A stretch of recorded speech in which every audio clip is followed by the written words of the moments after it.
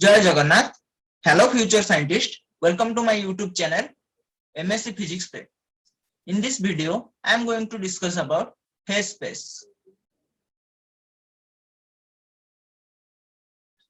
पहले हम जानेंगे कि फेज स्पेस क्या है and this is very important topic और ये बहुत लोगों को समझ में नहीं आता है, वो छोड़ देते हैं। फेज स्पेस डायग्राम कैसे ड्रॉ करेंगे, क्या करेंगे, ये क्वेश्चन जेस्ट में आता है, गेट में आता है, CSR नेट में आता है एंड कुछ कुछ एमएससी एंट्रेंस के लिए एमएससी एंट्रेंस में पूछता है कि DU हैदराबाद सेंट्रल यूनिवर्सिटी में।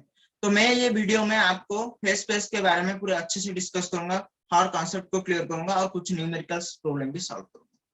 फेज स्पेस बहुत ज्यादा डिफिकल्ट नहीं है, इजी है और उसका डिटेल्स जाना जरूरी नहीं है। इतना जितना क्वेश्चन आता है उसके बारे में हम देखेंगे और वो क्वेश्चन टाइप उस टाइप का क्वेश्चन हम डिस्कस करेंगे। फेज स्पेस एक्चुअली क्या है? Plotting of graph between particles momentum and position in a two dimensional graph. Graph plot करेंगे, this is your P and this is your Q, ठीक है। And suppose this position is here, this point is QI PI। इसको हम कैसे denote करेंगे? H Hamiltonian of QI PI। Okay, ये जो भी कोऑर्डिनेट हम यूज करेंगे ना, इसको हम कैसे रिप्रेजेंट करेंगे? ये जो कोऑर्डिनेट होगा ये क्या होगा? Canonical variables of Hamiltonian mechanics. Canonical variables of Hamiltonian mechanics. तो हैमिल्टनियन को हम कैसे रिप्रेजेंट करते हैं? Q, P and T। And आपको तो उसका कैनोनिकल इक्वेशन पता होगा, QI equal to delta H by delta PI।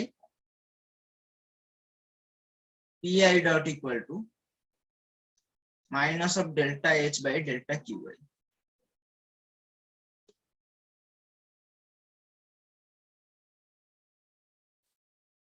ठीक है,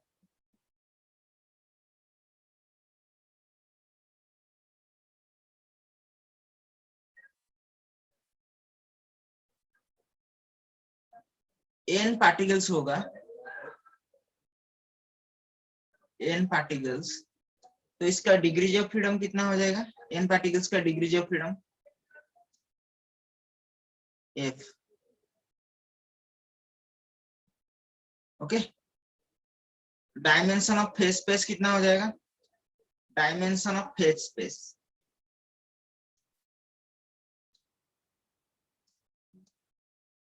2FN।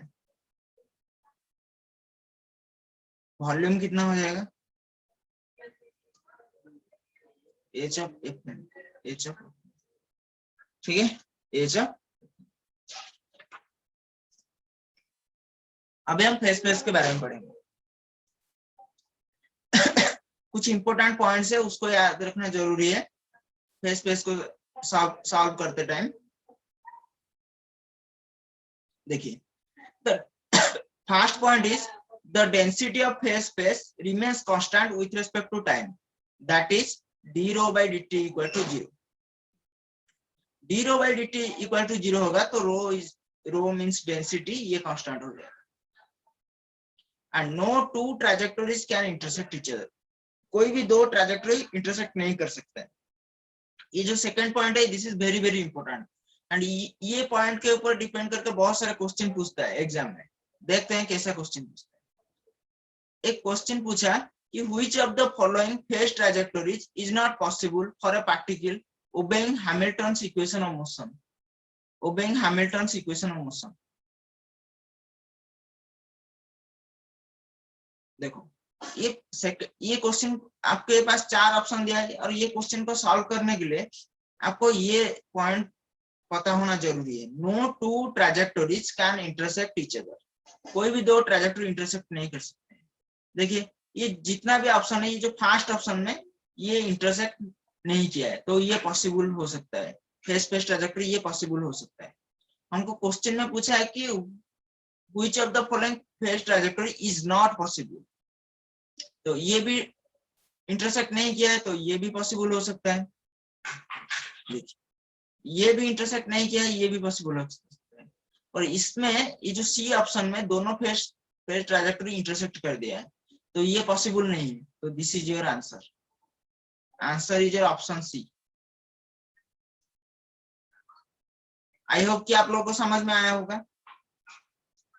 अभी हम देखेंगे 1D बॉक्स का फेस स्पेस डायग्राम ड्रॉ करेंगे। 1D बॉक्स का फेस स्पेस डायग्राम, ये 3 particle moving between 2 rigid walls.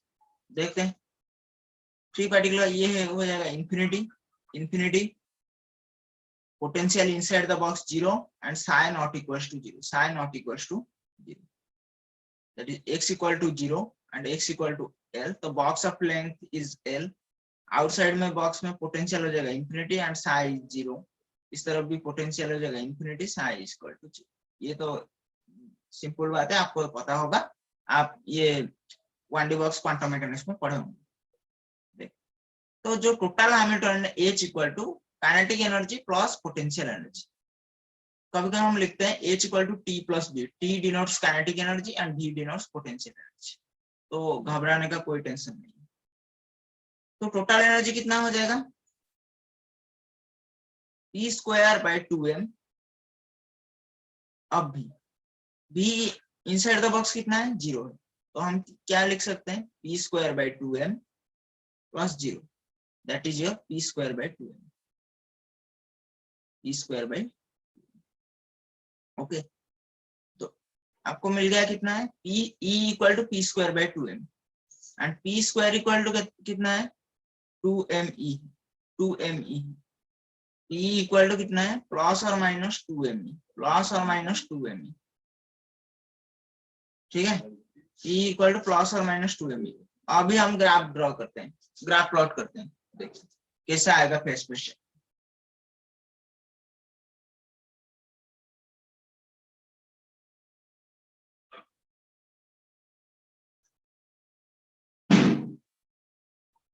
देखिए तो P कोऑर्डिनेट में इस ये पॉइंट ले जाओ 2me plus 2me plus 2me, और ये पॉइंट को डिनोट कर दो माइनस 2me। तो अभी हम ग्राफ ड्रॉ करते हैं, ठीक है।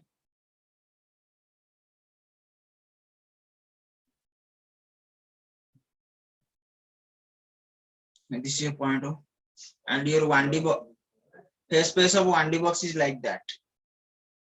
This is your answer.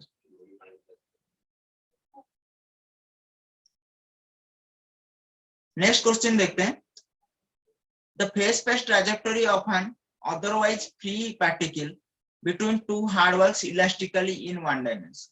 अभी इसको डिस्कस किया, ये क्वेश्चन गेट में आया था। और जो भी एमएससी एंट्रेंस में ना, ये लोग क्वेश्चन नहीं बनाते दूसरा, वो सिर्फ क्या करते हैं, प्रीवियस ईयर गेट क्वेश्चन को कॉपी एंड पेस्ट करते हैं।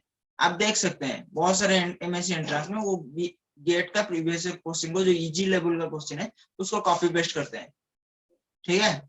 तो हम क्या कर सकते हैं इसको, कि हम यदि गेट क्वेश्चन भी कर लेंगे, ये एमएससी एंट्रेंस के लिए भी सही है, ठीक है। अभी हम निकाले थे 1D बॉक्स के लिए, ये इसका शेप और साइज कितना है, क्या है, रेक्टेंगल शेप का है, ठीक है। तो आंसर हो जाएगा क्या है, rectangle. This is your answer, answer is your option C, ठीक है। अभी हम देखें एलएचओ का लीनियर हार्मोनिक ऑसिलेटर। मैं पहले उसका फेस स्पेस डायग्राम ड्रॉ कर दिया हूं, क्योंकि इसमें ड्रॉ करना थोड़ा मुश्किल हो जाएगा। अभी मैं बताता हूं कैसा है। एक्चुअली एलएचओ makes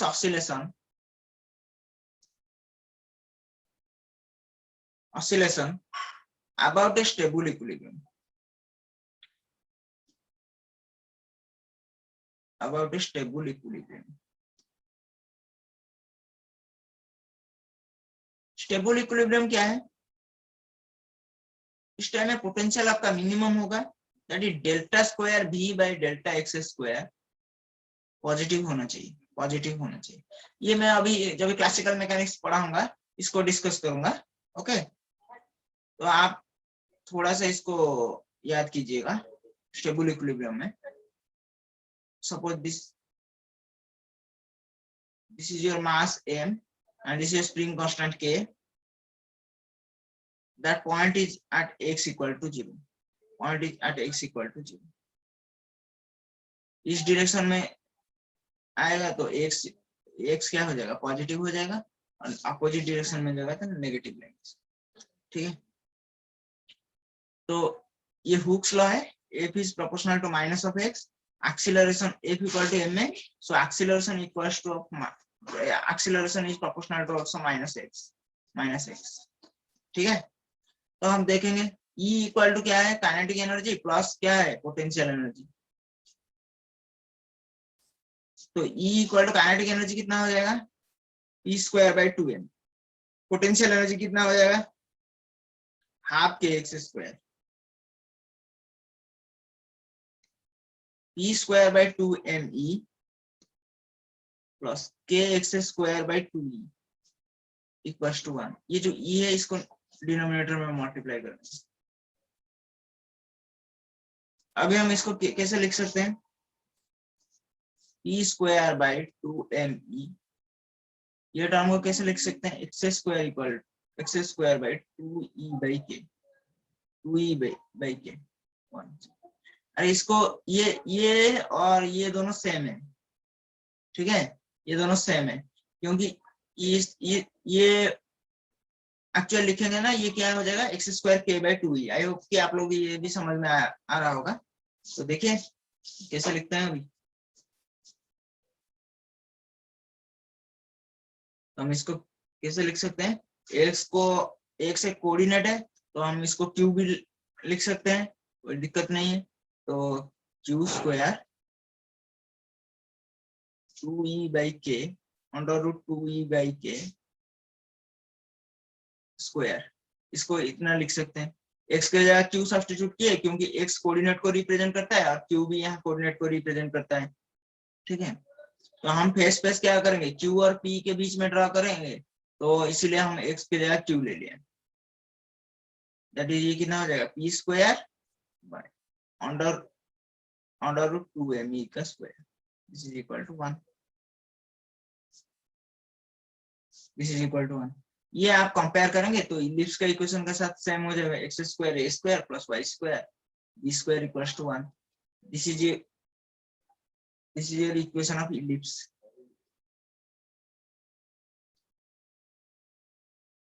ठीक है, तो इसीलिए इसका फेस फेस इस तरह आया, इलिप्स की तरह आया। तो ये है x equal to 0 ground state है, ये फर्स्ट एक्साइटेड स्टेट है, ये सेकंड एक्साइटेड, और इसका बीच में डिफरेंस क्या है, h कॉट ओमेगा। ओके, आई होप कि ये आपको समझ में आ गया होगा LHO का कैसे फेस फेस आएगा। अभी देखते हैं, एक क्वेश्चन पूछा CSIR नेट में, which of the following represents phase space diagram for of a linear harmonic oscillator? कौन सा लीनियर हार्मोनिक ऑसिलेटर होगा। सॉरी, ये क्वेश्चन में पहले डायरेक्शन था, मैं इसको छोड़ दिया।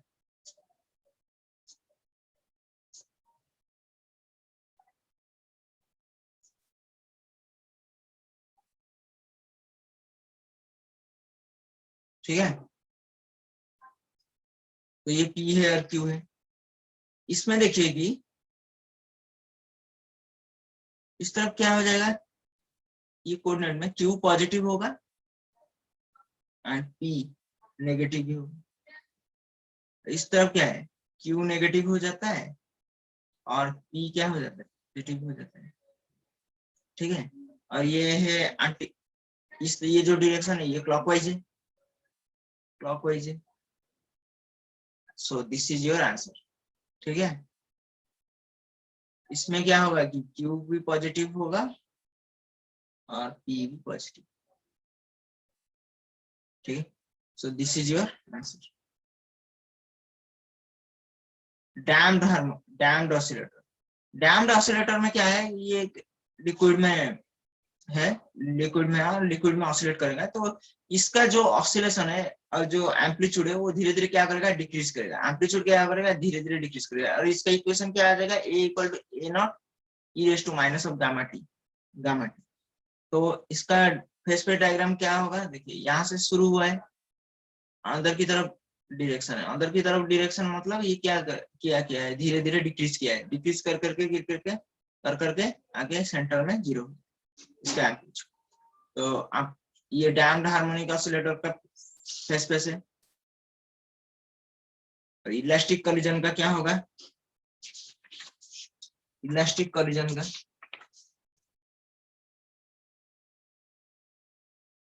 तो total energy equal to E equal to कितना हो जाएगा? Kinetic energy plus potential energy, kinetic energy plus potential energy.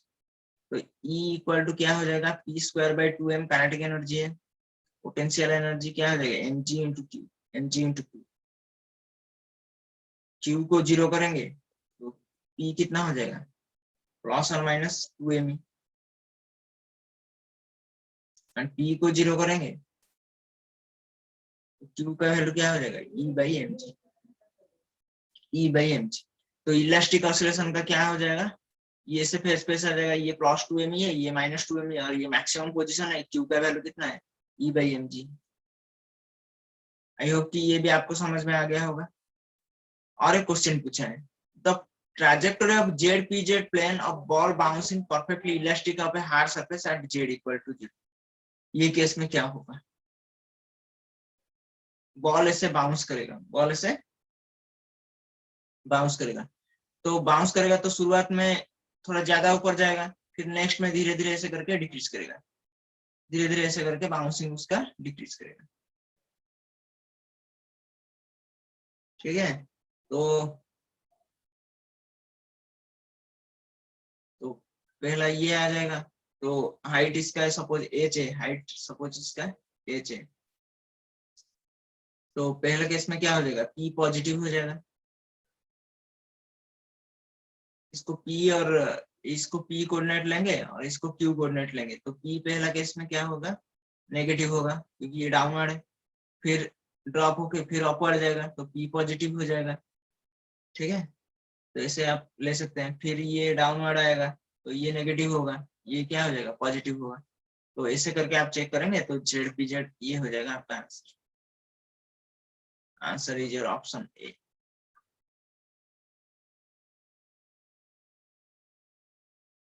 Last, inelastic collision में, inelastic collision means loss of kinetic energy, loss of kinetic energy. तो इसमें face space क्या आ जाएगा? इस तरह की आएगा, ये प्लस 2m ही है, ये माइनस 2m ही है, तो ऐसे आएगा फेस स्पेस। आई होप कि आपको फेस स्पेस समझ में आ गया होगा। ठीक है, और स्टैटिस्टिकल का मैं अभी स्टैटिस्टिकल का सीरीज चल रहा है, तो आप पिछला जो भी वीडियो स्टैटिस्टिकल का नहीं देखे हैं तो आप जाके देखिए जरूर। उसका जो लिंक है मैं आई बटन में या डिस्क्रिप्शन में दे दूंगा, जरूर आपको देखना है। और ये वीडियो का आप ज्यादा से ज्यादा आपके दोस्त के साथ शेयर कीजिए। ठीक है, please like share and subscribe my YouTube channel and don't forget to click on the bell icon. Thank you, जय जगन्नाथ।